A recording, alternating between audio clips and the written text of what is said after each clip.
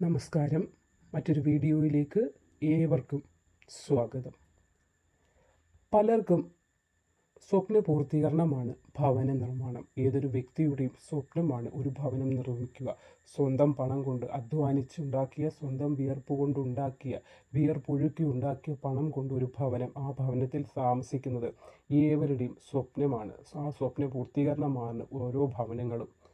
എന്നാൽ ആഗ്രഹിച്ചു മോഹിച്ചു നിർമ്മിക്കുന്ന ഭവനത്തിൽ താമസം തുടങ്ങുമ്പോൾ ചില പ്രശ്നങ്ങളും ആരംഭിക്കും. ഒരുപാട് ആഗ്രഹത്തോടു കൂടിയാണ് തുടങ്ങിയത്, പക്ഷേ പണിത് അകത്ത് കയറി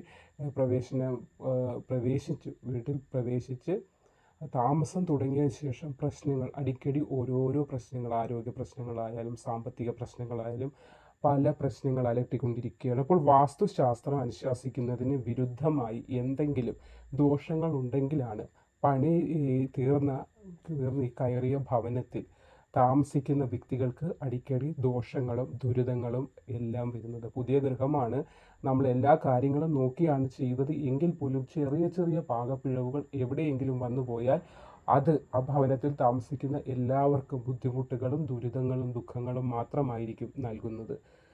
അപ്പോൾ ഭവനത്തിൽ ഐശ്വര്യം നിറയാനായി ഇങ്ങനെ പ്രശ്നങ്ങൾ എന്തെങ്കിലും ഉണ്ടെങ്കിൽ ഭവനത്തിൽ ഐശ്വര്യം നിറയാനായി നമ്മളാൽ ചെയ്യാൻ കഴിയുന്ന, അല്ലെങ്കിൽ ഭവനം നിർമ്മിക്കുന്നതിന് മുന്നേ തന്നെ ചെയ്യേണ്ടതും അല്ലെങ്കിൽ പിന്നീടായാലും ചെയ്യാൻ കഴിയുന്നതായിട്ടുള്ള ചില കാര്യങ്ങൾ എന്തൊക്കെയാണെന്നാണ് പറയാൻ പോകുന്നത്. അപ്പോൾ നമുക്കത് എന്തൊക്കെയാണ് എന്ന് നോക്കാം. ആദ്യം തന്നെ വടക്ക് അല്ലെങ്കിൽ കിഴക്ക് ദിശയെ അഭിമുഖീകരിക്കുന്ന രീതിയിലായിരിക്കണം നമ്മളുടെ പണമോ ആഭരണങ്ങളോ ഒക്കെ സൂക്ഷിച്ചിരിക്കുന്ന ഗൃഹത്തിലെ ഷെൽഫുകളോ അല്ലെങ്കിൽ അലമാരകളോ സ്ഥാപിക്കേണ്ടത്. വളരെ അത്യാവശ്യമാണ് നമ്മൾ സ്ഥാപിക്കുന്ന അലമാര. നമ്മൾ കൊണ്ടുവരുന്ന പണം നമ്മൾ എവിടെയാണ് വെക്കുന്നത്? അലമാരയിലാണ് സൂക്ഷിച്ചു വെക്കുന്നത്. ആ വെക്കുന്ന പണം നമ്മൾക്ക് അനാവത്തായി പോകാതെ നല്ല കാര്യങ്ങൾക്ക് ചിലവഴിക്കാനും അത് ഇരട്ടിയായി മാറണമെങ്കിൽ വെച്ചിരിക്കുന്ന സ്ഥലത്തിന് ഒരു പോസിറ്റിവിറ്റി ഉണ്ടായിരിക്കണം, അല്ലെങ്കിൽ കറക്റ്റായ ഒരു സ്ഥലത്തായിരിക്കണം അത് വെക്കേണ്ടത്.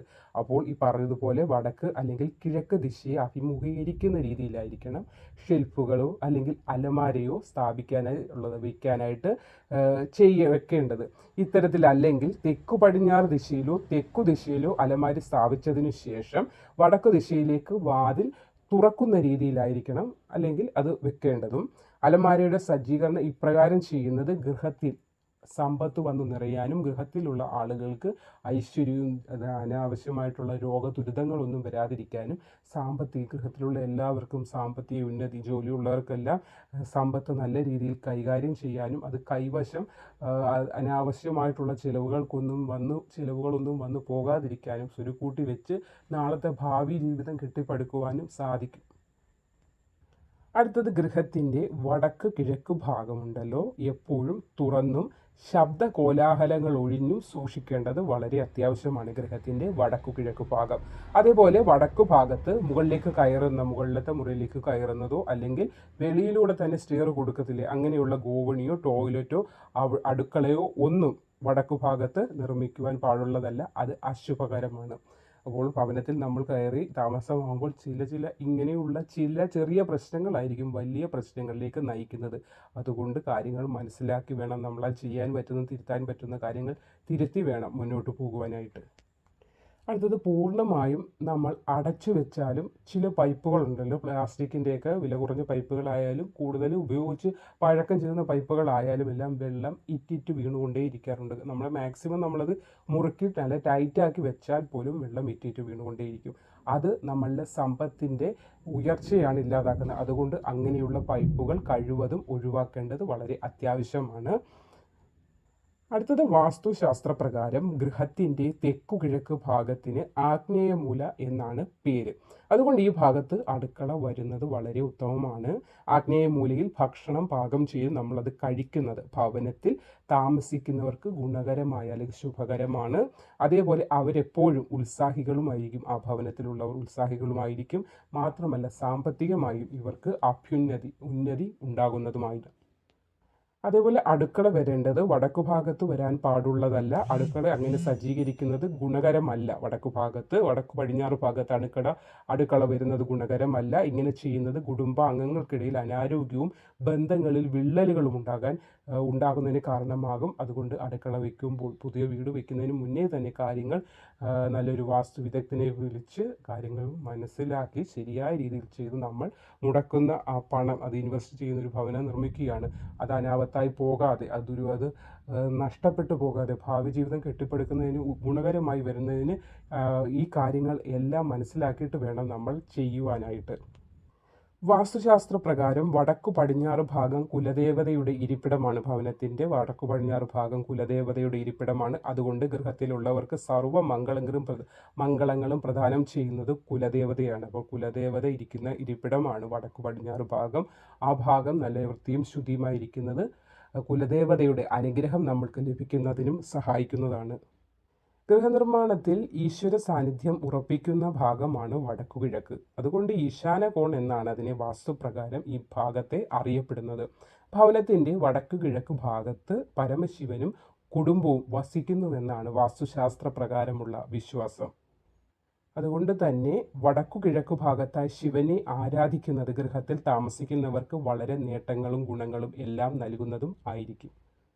വടക്ക് കിഴക്ക് മൂലയിൽ തന്നെയെന്നല്ല, വീടിൻ്റെ ഏത് ഭാഗത്തായാലും നമ്മൾ പൂജാമുറി പണിയുമ്പോൾ നമ്മൾ ഒരു ഭവനത്തിൽ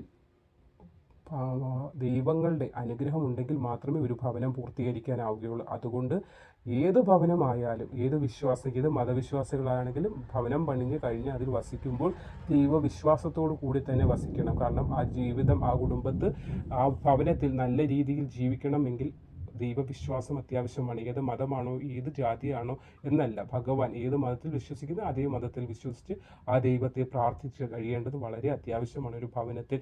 ചിലപ്പോൾ നമ്മൾ വാങ്ങിക്കുന്ന ഭൂമി എന്തെങ്കിലും നെഗറ്റിവിറ്റി ഉള്ളതാണെങ്കിൽ പോലും ഭഗവാൻ, ഈശ്വര ആരാധനയിലൂടെ നമ്മൾക്ക് ആ നെഗറ്റിവിറ്റി മാറ്റുവാൻ സാധിക്കുന്നതാണ്. അതുകൊണ്ട് ഭവനം പണിയുന്നതിന് മുൻപായി ഒരു വാസ്തു വിദഗ്ധനെ കൊണ്ടുവന്ന് ആ ഭൂമി മനസ്സിലാക്കി, അതിൻ്റെ ഭൂമിയുടെ ഒരു രീതിയുണ്ട്, അത് അവർക്ക് മനസ്സിലാകും. നമ്മൾക്കത് കണ്ടാൽ മനസ്സിലാകുന്നതല്ല. അവർ മനസ്സിലാക്കി, അത് ചിട്ടവട്ടങ്ങൾ മനസ്സിലാക്കിയ ശേഷം അതിനുശേഷം മാത്രമേ ഒരു ഭവനം പൂർത്തീകരിക്കുന്നതിന് നമ്മളുടെ പണം അതിൽ മുടക്കാവൂ. അല്ലാതെ വസ്തു എവിടെയെങ്കിലും നമ്മൾ കിട്ടുമ്പോൾ എവിടെ പോയി ഭവനം വെച്ച് ഏതെങ്കിലും വീട് വെക്കണം, അല്ലെങ്കിൽ വാടകയ്ക്ക് കഴിയുന്ന എനിക്ക് അത്യാവശ്യം ഒരു വീട് വേണം എന്ന് പറഞ്ഞ് ധൃതി കാണിക്കേണ്ട ഒരു കാര്യമേ അല്ല ഭവന നിർമ്മാണം എന്ന് പറയുന്നത്.